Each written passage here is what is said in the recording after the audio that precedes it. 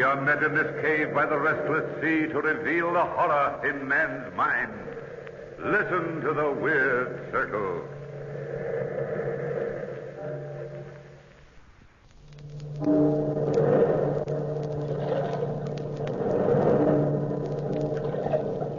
Listen to the waves. Listen closely, for you will hear the crying of lost souls. Our story discloses the horror in man's mind. This is a tale of the house and the brain. Come with me to London, through the heavy fog of the city to a large house in the suburbs. A young couple enter the portals of that house to attend an art auction. Strange. Seems very wonderful. Well, hello, Jim. We've been looking all over for you. We've got quite a crowd here today. Paul Whitney, Sandra. I'm glad you've come. I thought you two were refugees from this sort of thing. Well, frankly, Jim, I've suddenly conceived a passion for good oil paintings, and I'm going to buy this fabulous painting of the ancient cutthroat. Wow. To tell you the truth, Jim, she suddenly conceived a passion for cutthroats, ancient or otherwise. Oh, my husband abuses me. I'm too nice to her, or she'd never be interested in any other man. But, darling, the man in the portrait's been dead 400 years. Dead or living, he's not beyond your charm. Oh, but my husband loves me, Jim. Must be my fatal fascination. Yeah. But I didn't come here to talk with you, even if it is fun. I came here to see that oil painting. Oh, it's quite a painting. Yes, so we've heard. It's in my study. Come and take a look before the auction starts. Now, don't fall in love with it, Sandy. No matter how you feel about 15th century reprobates, I'm not going to spend a fortune buying useless pictures. Well, there's the picture. What do you think?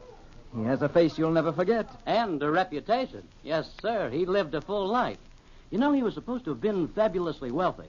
But when he died, his fortune disappeared. Oh, my dumpling aunt. He looks like the kind of man who sticks pins in people for the devil of it. Sandra. The strangest thing about the picture is the man's eyes.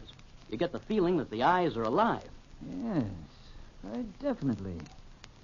Clever work. Paul, What's the matter with you, Sandra?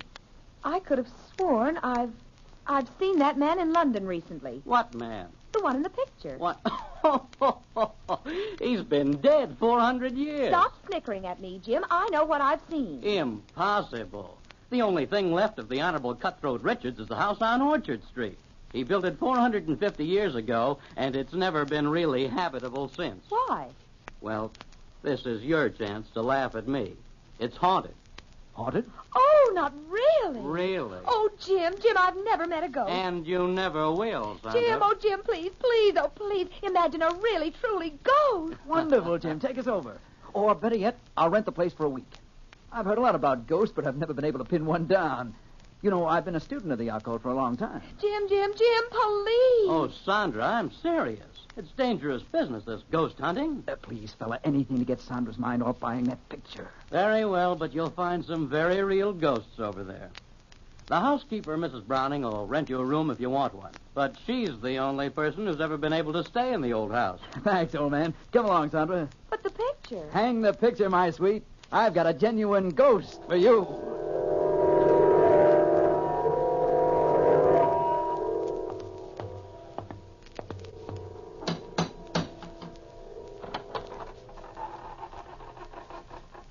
The door's open all by itself. There's no one there. Doors aren't supposed to open by themselves, Paul. What do you expect? The house is haunted, isn't it? Door slammed by itself, too. Woo, tricky place, isn't it?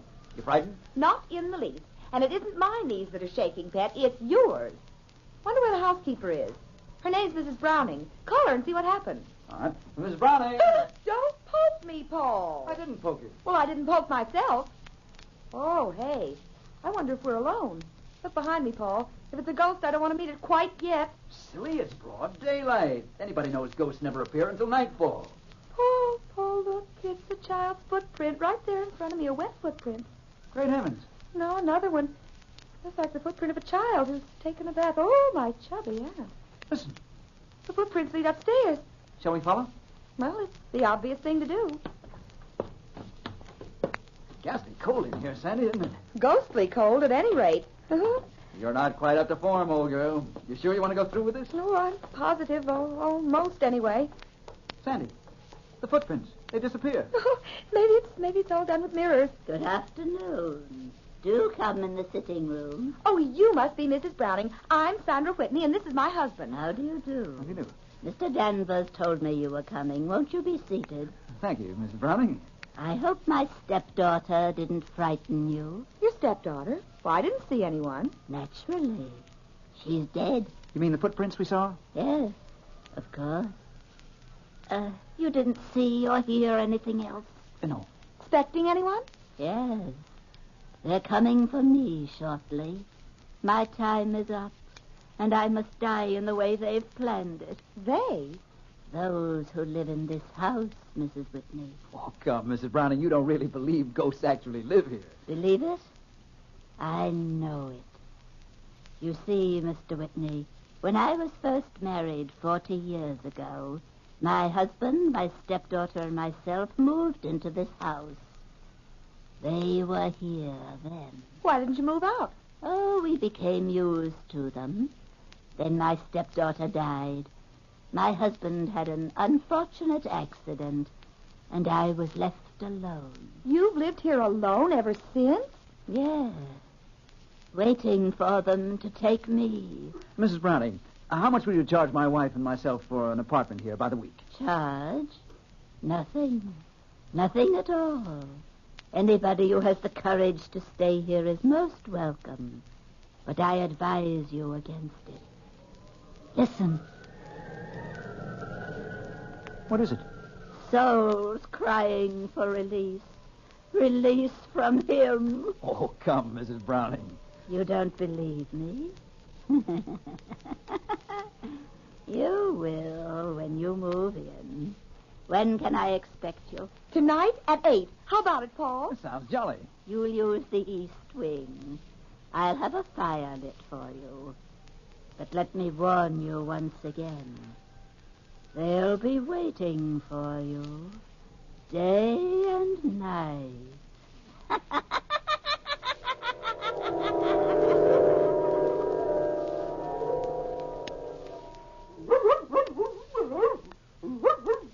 Sandra, call back. Of course, Paul.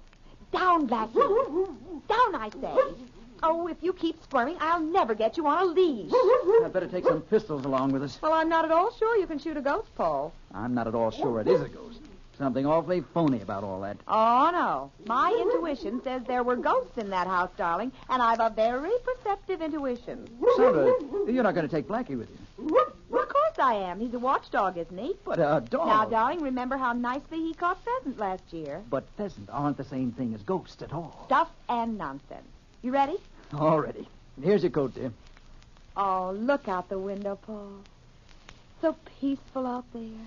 You've always been partial to twilight. Oh, reminds me of the time you courted me. It was such a nice time. Paul, that man, the one on the street. What man? The one standing right out there. Look at him. That's the same man whose portrait we saw at Jim Danvers' house today. Sandra, where are you going? To talk to him, Pat, of course.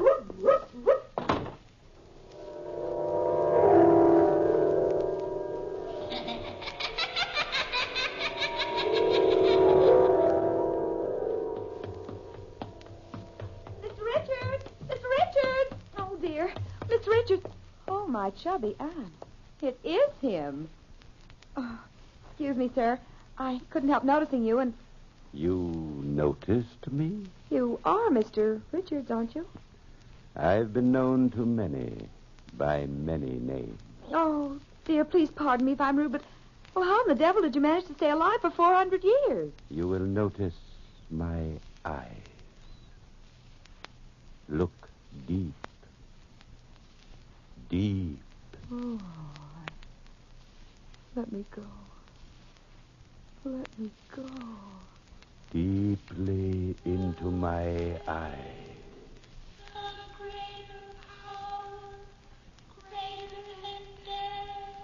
You've never seen me before. You don't know me. You can never remember me again.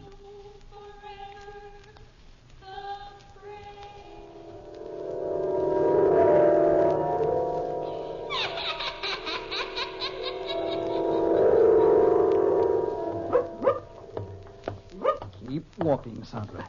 I hope you're properly ashamed of yourself, approaching strange men and asking them silly questions. Well, I'm sorry, Paul. It was stupid of me, but anybody can be wrong. Well, of course they can, but on the face of it, it was silly. Expecting a man who was alive 400 years ago to be roaming around loose. It wasn't a matter of looseness, Pet. It was a matter of liveness. Now, come on, stop being a husband and hold my arm. I ought to tear it off and beat you over the head with it. He's so virile. But I love him. Well, come along, Sandy. There's your haunted house ahead. We don't want to keep Mrs. Browning waiting. Or the ghost.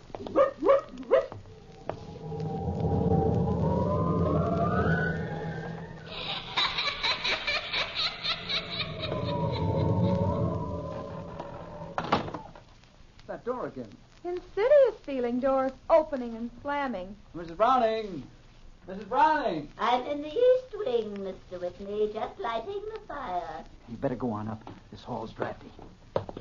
Hey, Paul, more than cold in here. It's almost as if something or somebody is draining your body of all warmth. That's a pleasant thought, Sandy. Now that you've scared yourself stiff, move. Well, I was just getting in the mood for ghosts. Where's the east wing? This way, Mrs. Whitney. Oh, hello, Mrs. Browning. Well, this room looks cheerful. It's as gay as my mood. Nice fire, nice candles. Quiet, Blackie. You'll scare somebody. A dog scare somebody? Not tonight. They came tonight. What came tonight? You'll see. Better make yourselves at home while you can. Blackie, sit down. Over here, Blackie. Look at him, Paul. The hairs on his head are standing on end. Be quiet, Blackie. Blackie! Look, I told you they were here. A luminous mass. A blue mass. Sandy, be careful. It's materializing. Coming for me. I knew it. Coming for me. It's Mrs. Browning, Paul. Fingers are choking her. Good heavens. Mrs. Browning. Paul, stop this horrible thing. Save me. It's horrible. It's all right, Sandra. All right, darling. Oh, it's gone, hasn't it? Yes. It's gone. But Mrs. Browning, she's dead.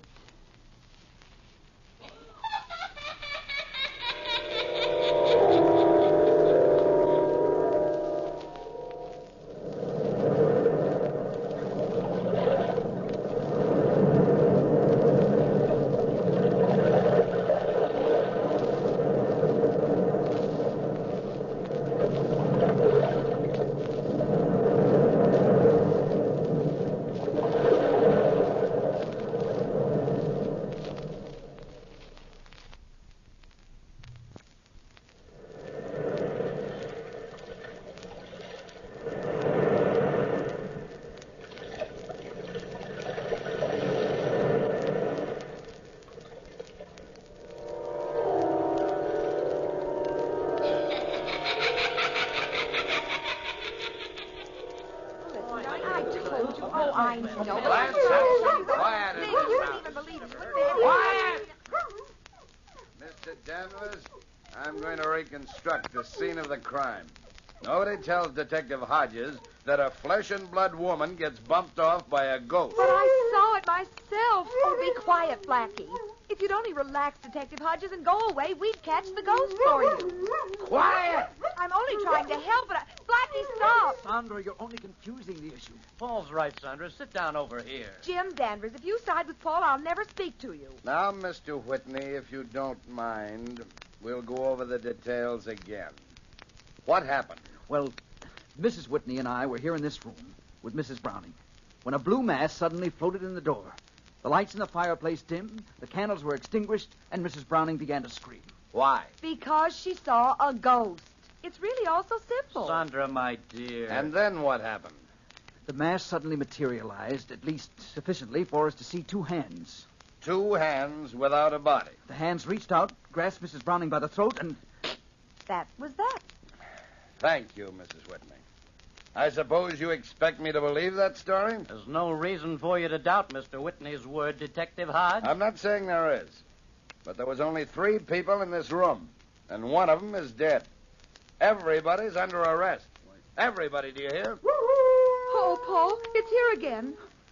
Look, Detective Hodge. Paul, Sandra. Oh, Paul, for heaven's sake. What is it? An axe murderer in ectoplasm. Sandra, don't be funny. Let's get out of this house before it gets all of us. It's gone. Yes, it's gone. Now do you believe us, Detective Hodge? Yes. Yes, I believe you. I'll have Mrs. Browning's body removed to the morgue right away.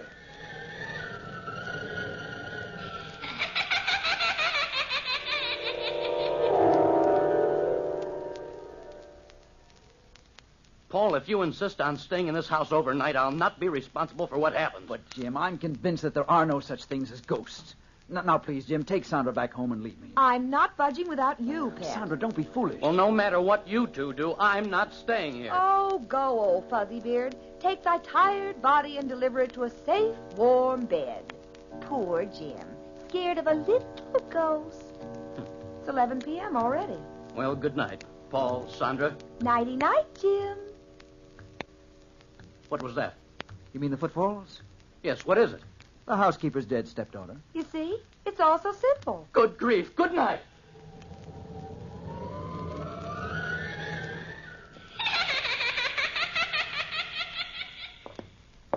Oh, we've been all through the house, Paul, and I'm dead tired. Come on, let's go to bed. You go to bed. I'll sit up and read these letters we found in the attic. Here, Blackie, come here, come here. Now lie down next to me. There, poor Blackie, poor doggy. You don't like the ghosties, do you, Pet? Poor Blackie. Hey, this letter's interesting. What is it? Evidently a letter from the housekeeper to her husband. A love letter. She talks about her brother's child. It seems her brother left his money to his daughter, and she handled the estate for the child. That's jolly. Maybe that's the child she calls her stepdaughter. Let's see what it says. Listen. Since we have managed the child's end, you and I are more than lovers. We are partners in many things.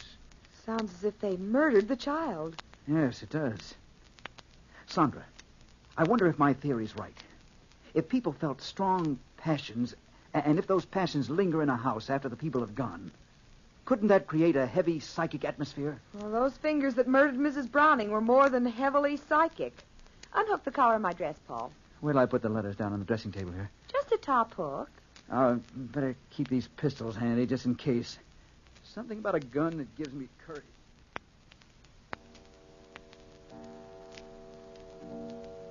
Funny. Oh, it's midnight. I'm tired and nothing's funny. You know Mrs. Browning's sitting room? It seems to be an extra addition to this house. It juts out from the rest of the building like a sleeping porch. What's funny about that? Well, that horrible cold and the footfalls all seem to emanate from that room. Oh, you and your logical mind. Oh. What's the matter, Sandy? Oh, look. The fire's dimming. Oh. Just like a great black shadow standing in front of it. Give me my gun. Here, dear. Shh, Blackie, shh. Look, Sandy. A hand reaching out from the wall. The letters. It's got the letters. Great Scott. Oh, my chubby hand. Watch it. It's the hand of the housekeeper. How do you know? It's got the same ring on she had on this afternoon.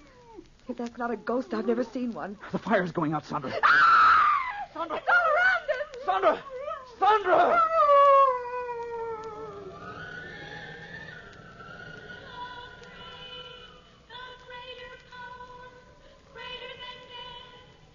You can't get your will against mine. My will is greater. No. Succumb. My will is greater. No, you're a shadow. And you are a mere mortal who knows no secrets beyond the veil. I control the world of shadows. Succumb, fool, succumb. No, go away. You're nothing but an image. You will die by my command in this house. You will die before morning. Admit my will.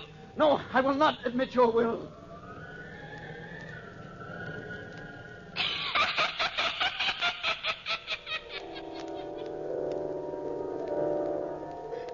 Sandra, you're safe now in your own home. Just lie still, darling, and drink this. Paul. I was a fool to allow you to stay in that accursed place last night. I ought to have my head examined. I came over as soon as I got your message, Paul. Oh, come on in, Jim. Sandra's recovering from a bit of a shock. Yes, I heard about it. I warned you, Paul. That house is definitely haunted. I'm going to board it up. It's completely useless. No, that's not the answer, Jim. It isn't ghosts. At least, not in the real sense of the word. Why, Paul, after what you went through, you say that? It's too malignant for a ghost. do you believe in the power of hypnotism? Well, I've heard some amazing theories about it anyway. Well, I believe some power controls that house. Well, that's still ghosts. No, because the brain that controls the house is still alive. I'm convinced of it. Well, where do you think this man who controls the house is? He might be thousands of miles away. Remember you said that the eyes in the picture of the fabulous Richards seems alive? Oh, that's ridiculous. Not at all. In some crazy, mad manner, Richards has kept himself alive all these 400 years. In some hypnotic way, he controls that house. Well, if your theory is right, how can we break his control? Well, I'm certain that his control emanates from the little sitting room which once belonged to Mrs. Browning. Yes? Now, if you'll let me, I'd like to hire workmen and tear that room off the rest of the house. Oh, but Paul, Well, the room is only an extra addition, Jim. It can't do any harm to try.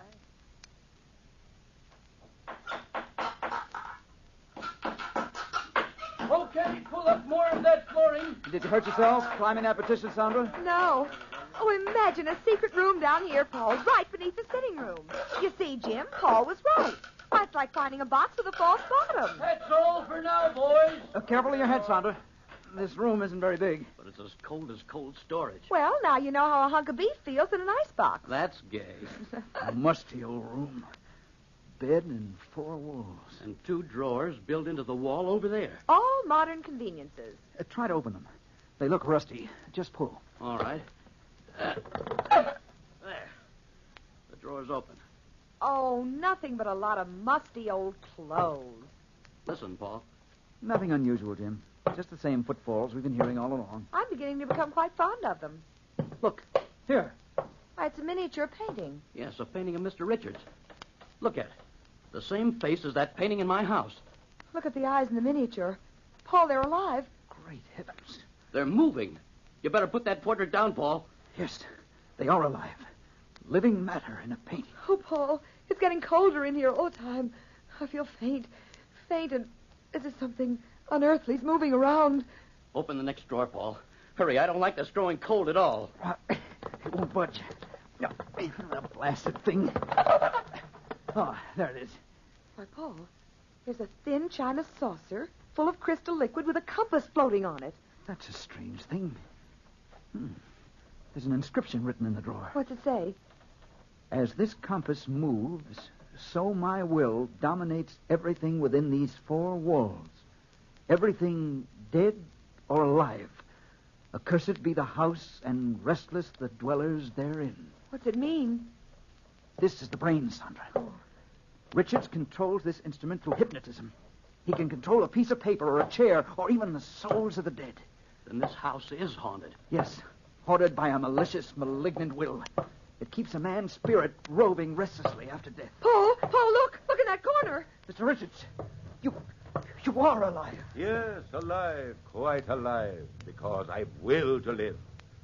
Very clever deduction, Mr. Whitney. Deduction? Yes, I heard your keen analysis of my activities. You are a hypnotist, then. I have been powerful for 400 years. Your blind stumbling onto my secret will not stop me now. I can will anything. I will the specters of the past to re-enter this room. In heaven's name, man, stop this. Oh, that black shadow. It's here with us, closing in. Yes, Oh. closing in. All those who have died in this house are my slaves, as you will be my slaves in a very few brief seconds. You are not the brain controlling this house. You gave that power to this compass. You transferred your power to this moving needle. Am I right, Mr. Richards? Put that compass down. Oh, no, I'll destroy it, Mr. Richards. No, you're completely powerless to harm us. Watch out, Paul. This partition's going to crumble. Paul! Sandra!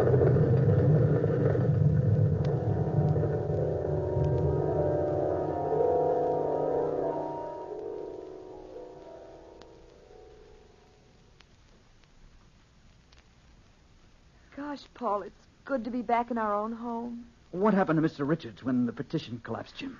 Well, the workmen searched the debris around the house for Mr. Richards' body, but no trace of him was found.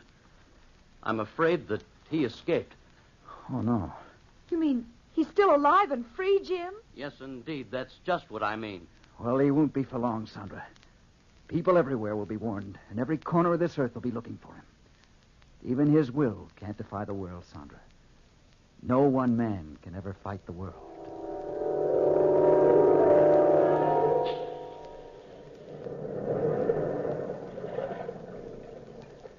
From the time-worn pages of the past, we have recalled the house and the brain. Bellkeeper, toll the bell.